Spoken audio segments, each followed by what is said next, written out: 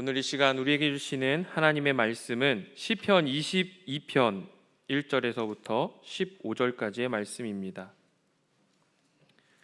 시편 22편 1절에서부터 15절까지의 말씀, 구약 성경 817페이지입니다.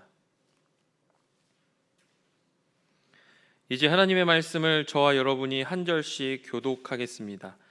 내 하나님이여, 내 하나님이여, 어찌 나를 버리셨나이까?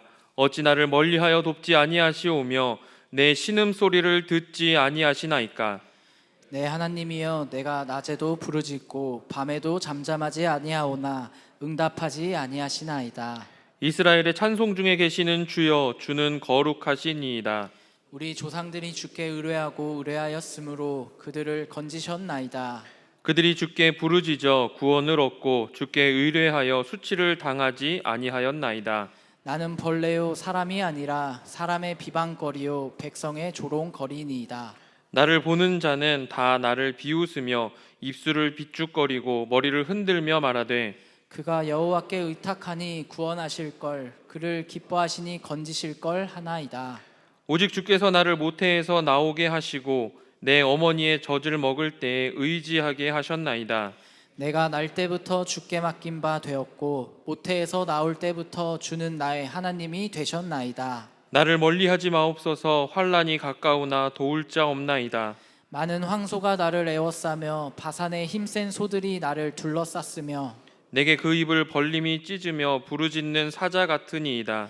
나는 물같이 쏟아졌으며 내 모든 뼈는 어그러졌으며 내 마음은 밀랍 같아서 내 속에서 녹았으며 함께 있습니다. 내 힘이 말라 질그릇 조각 같고 내 혀가 입천장에 붙었나이다. 주께서 또 나를 죽음의 진토 속에 두셨나이다. 아멘. 한 주간 세상의 소금으로 또한 빛으로서의 사명을 감당하다가 다시금 말씀의 자리로 나아오신 모든 염산교회 공동체 모두를 환영하고 축복합니다. 오늘은 나를 버리셨습니까? 라는 제목으로 하나님 말씀을 나누고자 합니다. 먼저 우리 옆에 있는 사람들과 함께 인사하겠습니다. 모든 것이 은혜입니다. 앞뒤로도 멀리 계신 분들과 이렇게 인사하겠습니다. 하나님의 은혜입니다. 오늘 말씀을 나누는 가운데 우리에게 선한 일을 행하시는 주님의 은혜가 가득하기를 소망합니다. 저는 지금으로부터 10년 전 2014년 10월 18일 고 김종익 목사님의 주례로 결혼을 했습니다. 오늘이 결혼 딱 10주년입니다. 네. 오늘이 결혼기념일임을 밝히는 것은 아주 지극히 개인적으로 이 뒤에 나올 예화가 결코 결혼기념일에 해서는 안 될 이야기처럼 보이기 때문입니다. 성도님들 연애 해보셨습니까? 네. 이별도 해보셨습니까? 너무 오래된 이야기라 잘 기억이 나지 않으실는지도 모르겠습니다. 어린 시절 이별하고 아내가 아닌 다른 사람과 연애를 하다가 이별을 하고 노래를 듣는데 세상 모든 이별 노래가 다 어때요? 내 노래 같은, 내 얘기 같은 그런 때가 있었습니다. 예화는 예화일 뿐 의미를 두지 마십시오. 다시 한번 말씀드리지만 오늘은 결혼기념 10주년입니다. 하필 이 본문에 이 서론으로 나눌 이야기가 딱히 떠오르지가 않았습니다. 어쨌든 그때는 그랬는데요. 세상 이별 노래가 다 내 얘기 같고 세상이 다 나에게 등 돌린 것 같고 내 편은 아무도 없는 것 같은 성도님들께서도 그렇게 외롭고 쓸쓸했던 허전했던 기억이나 그런 경험들이 있으십니까? 특별히 인생을 살다 보니 이런 이별 경험뿐만 아니라 고난 중에 고통 중에 몸부림치는데 주변에는 정말 아무도 없는 것 같은 그런 외로움을 경험하신 우리 성도님이 계신지도 모르겠습니다. 혹시 이 자리에 계신 누군가가 지금 이런 아픔을, 이런 외로움과 고독함을 겪고 있다면 오늘 이 시편 22편의 말씀을 한번 깊이 묵상해 보시기를 바랍니다. 말씀 가운데 위로와 소망이 있습니다. 오늘 본문 시편 22편은 굉장히 유명한 다윗의 시인데요.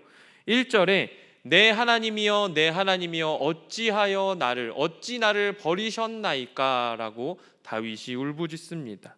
이 말을 또 누가 했었지요? 네, 맞습니다. 예수님께서 십자가에 달리신 채 엘리 엘리 라마 사박다니 하셨던 나의 하나님 어찌하여 나를 버리셨나이까 절규하셨던 그 말씀 가상 7원 중에 하나입니다. 시편 22편은 다윗이 깊은 절망과 외로움 가운데 부른 노래입니다.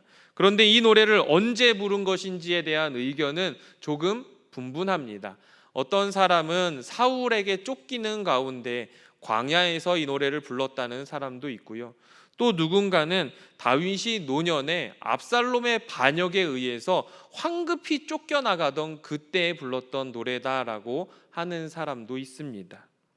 또한 전체 이 31절까지 있는데요.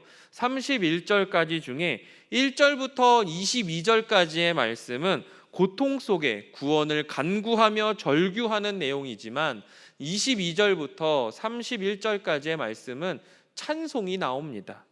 너무 극명하게 내용이 나뉘는 겁니다. 고통 그리고 찬송.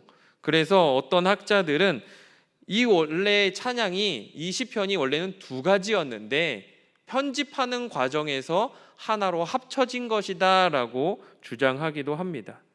저는 이 본문의 상황이 언제인 것인지 의견이 분분하다는 것에는 동의하지만 두 개의 노래를 하나로 합쳤다는 편집했다는 의견에는 동의하지 않습니다. 왜냐하면 우리가 다윗을 위대한 신앙인으로 여기는 이유는 그가 고난에 머무르지 않고 고난으로 인해서 낙심하지 않고 그 자리에 있지 않고 그 속에서도 은혜와 그 속에서도 소망을 붙들었기 때문이라 생각합니다.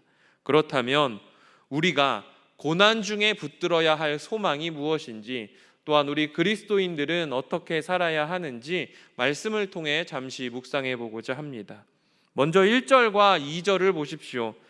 내 하나님이여 내 하나님이여 어찌 나를 버리셨나이까 어찌 나를 멀리하여 돕지 아니하시오며 내 신음소리를 듣지 아니하시나이까.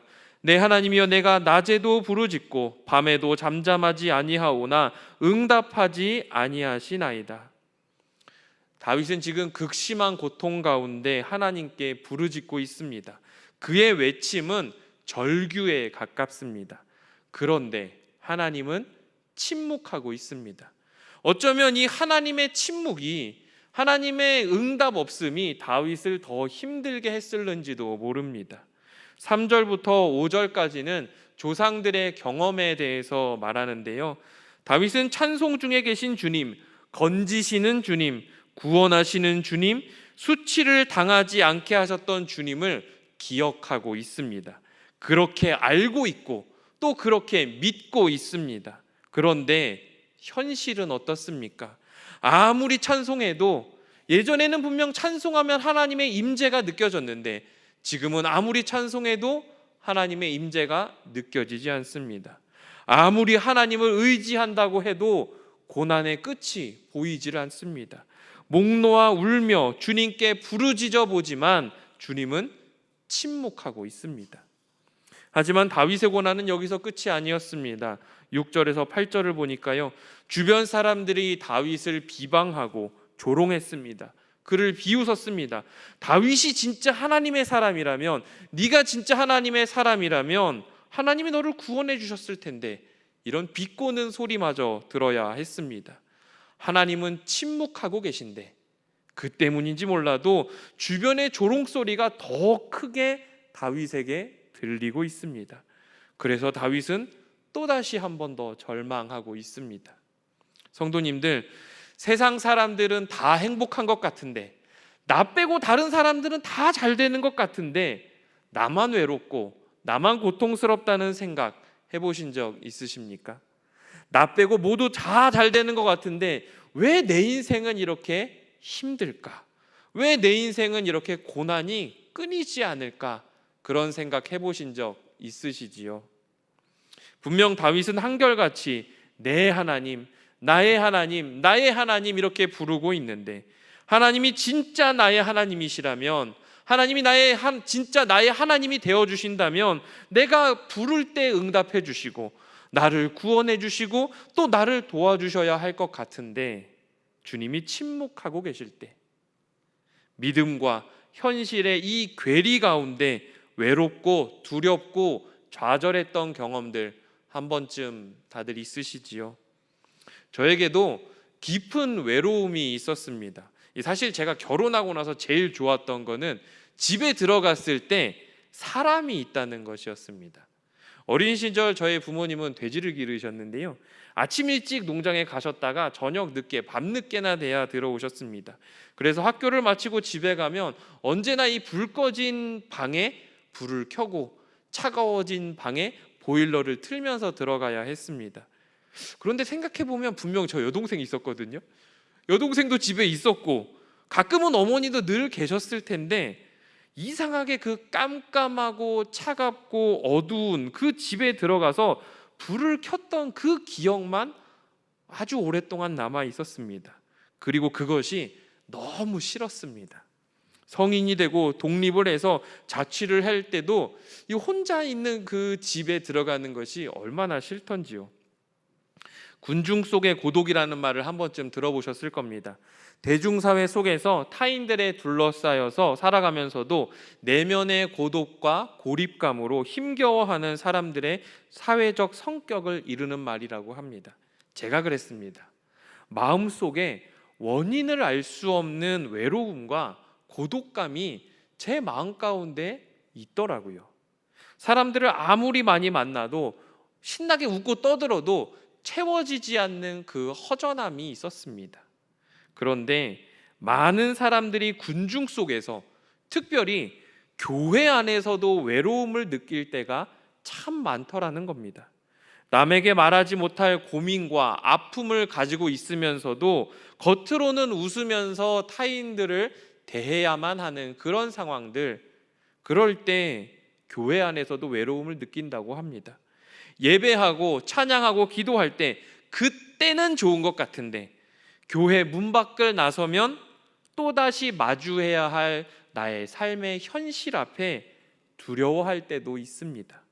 우리도 다윗처럼 이 믿음과 현실 사이에서, 이 괴리감 사이에서 갈등하고 낙심할 때가 있습니다.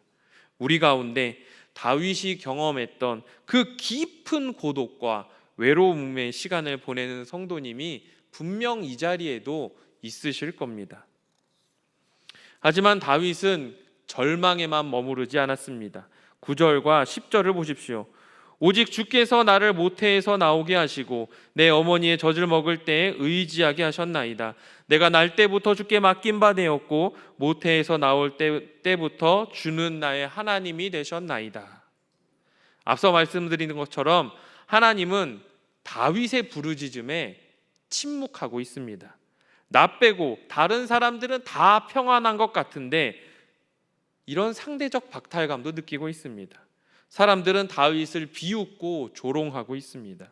그러나 다윗은 그 절망의 순간에, 고통의 순간에도 여전히 주님께서 나와 동행하신다는 사실을 깨달았습니다.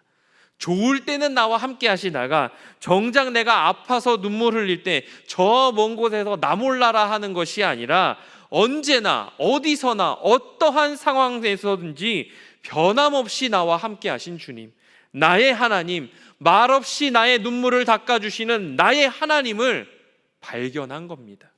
사랑하는 염산교회 공동체 여러분, 우리 하나님은 모든 순간에 우리와 함께 계시고 우리를 사랑하시되 끝까지 사랑하시는 신실하신 하나님임을 믿음으로 고백하는 저와 여러분들이 되시기를 소망합니다.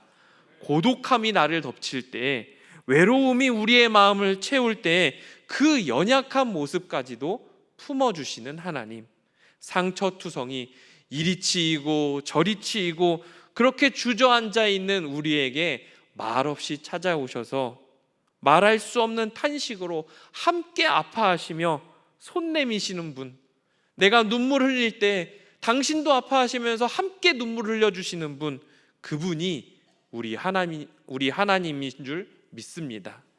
비록 하나님은 침묵하고 있지만 다윗은 고난을 통해서 하나님의 신실하심을 깨달았습니다.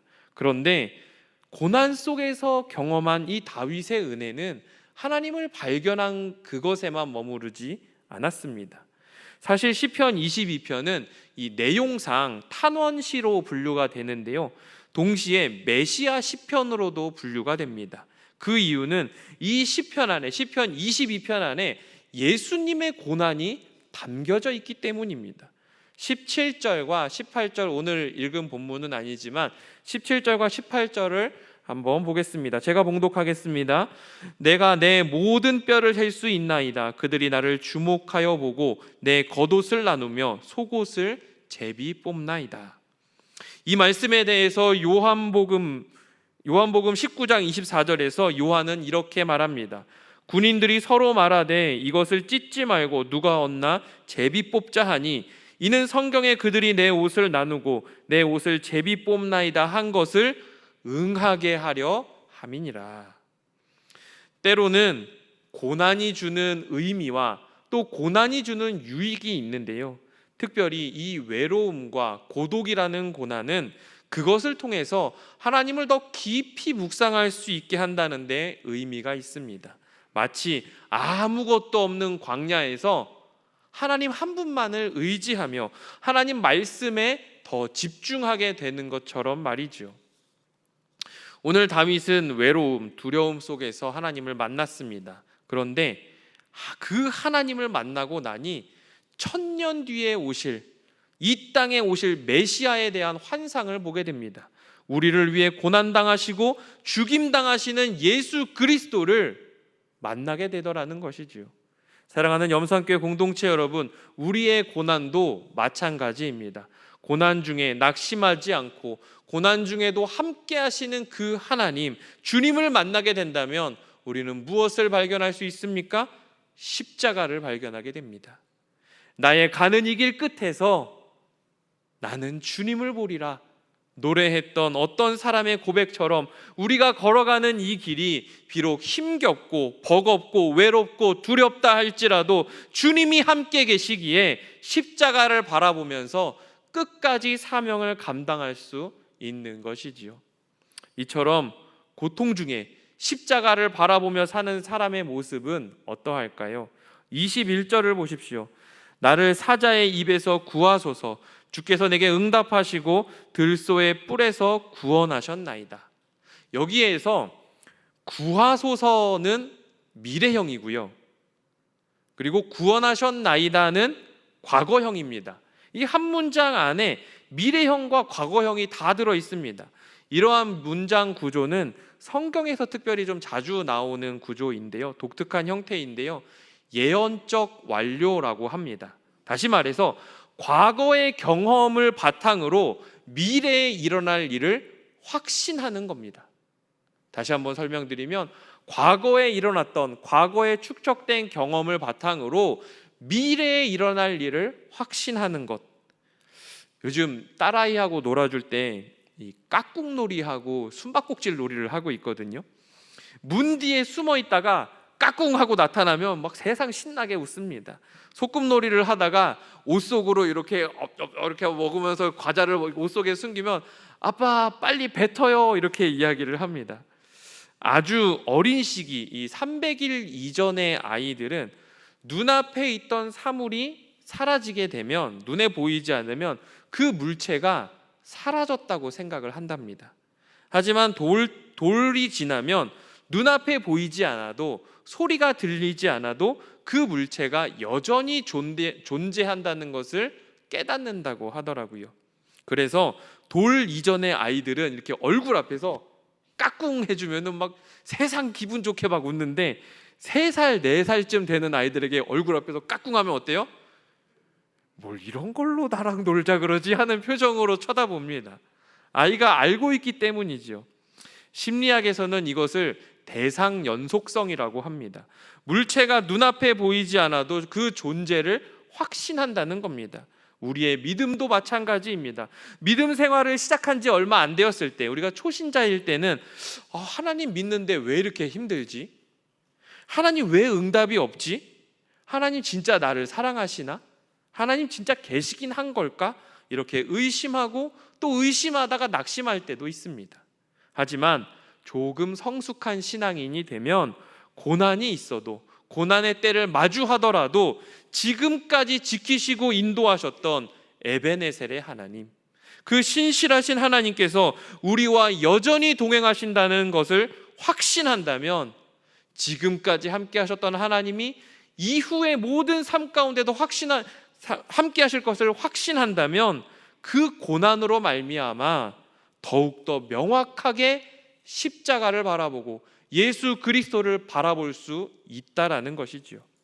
사랑하는 염산교회 공동체 여러분, 고난 중에 붙드는 십자가는, 고난 중에 바라보는 십자가는 힘이 됩니다. 왜냐하면 이 대상 연속성의 관점에서 고난 뒤에 십자가 뒤에 무엇이 있습니까? 반드시 부활이 있기 때문입니다. 반드시 영광이 있기 때문입니다. 고난 중에도 함께 계신 주님, 그 고난의 길 끝에 예수 그리스도의 십자가의 영광이 있기에 오늘도 우리는 다시 일어설 수 있는 힘을 얻게 되는 줄 믿습니다. 이 귀한 은혜가 우리 모든 성도님들의 삶에 충만하기를 소망합니다. 말씀을 정리하겠습니다. 이 말씀은 다윗의 노래입니다. 제목을 보니까요, 아옐렛 샤할에 맞춘 노래라고 하는데요, 발음이 좀 어렵네요. 아옐렛 샤할은 이 사슴이란 곡조에란 뜻입니다. 이 암사슴은 우리가 상상해 보는 것처럼 이렇게 여리고 겁이 많고 눈망울이 동글동글해가지고 막 반짝반짝거리고 눈물을 금세 쏟을 것처럼 그렇게 아주 연약한 동물입니다. 책을 찾아보니까요, 이 암사슴을 은유로 해서 아주 힘들고 고통스러운 마음들을 표현했다고 하더라고요. 정확하게 어떤 음률인지는 잘 모르지만 아마도 굉장히 구슬픈 곡조였을 것 같습니다. 어쨌든 다윗은 지금 극심한 외로움과 고통 속에 몸부림치고 있습니다. 아무리 부르짖어도 응답하지 않는 그 하나님께 야속하다, 하나님 정말 야속하다, 어쩜 이럴 수 있느냐 생각했을는지도 모릅니다.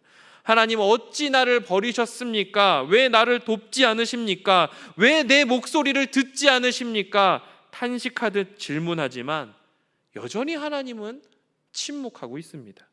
그런데 그가 고난 중에 잠잠히 묵상해 보니 나를 지으신 하나님, 내가 태어날 때부터 변함없이 나를 지키시고 인도하셨던 그 하나님을 만나게 되었습니다. 그리고 그 속에서 십자가를 발견하게 되었습니다. 아마도 예수님은 이 시편 22편을 아마 통째로 다 외우셨을 것 같아요. 혹시 이 자리에 깊은 절망, 고독, 외로움으로 인해서, 아픔으로 인해서 힘겨워하고 있는 성도님이 계십니까? 신음소리조차 내지 못할 만큼 극심한 고통 가운데 몸부림치는 성도님이 계십니까? 아무리 부르짖어도 응답하지 않는 그 하나님 참 야속하다, 하나님 나를 버리신 건 아닌가, 그런 생각하시는 성도님 계십니까? 이렇게 힘겨울 때 시편 22편을 묵상하십시오. 우리가 그렇게 어려울 때, 세상 모든 아픔들이 다 내 것 같을 때, 시편 22편의 이 아픔이 나의 아픔인 것 같을 때, 이 22편에 나오는 은혜와 위로와 소망도 나의 것이 될 줄 믿습니다. 다윗이 그러했던 것처럼 고난 속에서 우리도 하나님을 만날 수 있게 될 것입니다. 십자가를 바라보고 붙들게 되는 그 은혜가 우리 가운데 임하게 될 줄 믿습니다. 앞서 이 시편 22편이 두 부분으로 나뉜다고 했는데요, 1절부터 21절까지는 고통 속에 절규하는 모습이고 22절부터 31절까지는 찬송이라고 말씀드렸습니다. 이제 십자가를 붙들고 이 대상 연속성, 예언적 완료, 고난 중에 침묵하는 주님이 사라지거나 결코 나를 버린 것이 아니라 나와 함께 하시는 하나님, 나와 동행하시는 예수 그리스도, 십자가의 길로 이끌고 계신다는 사실을 깨달았던 그 다윗은 이제 어떻게 합니까? 아직 고난이 사라지지 않았습니다. 대적들이 물러서지도 않았습니다. 외로움을 호소하면서 억울함을 토로했지만 주변 사람들이 생기거나 혹은 누명을 벗은 것도 아니었습니다. 하지만 예수 그리스도를 바라보고 십자가를 붙들게 되니, 고통 가운데 하나님을 만나게 되고 십자가를 바라보게 되니 22절부터 31절까지 말씀처럼 그의 입술 가운데 찬송이 나오게 됩니다. 사랑하는 염산교회 공동체 여러분, 고난 중에 주님을 바라보십시오. 외로울 때, 아플 때, 힘겨울 때 이 시편 22편을 묵상하십시오.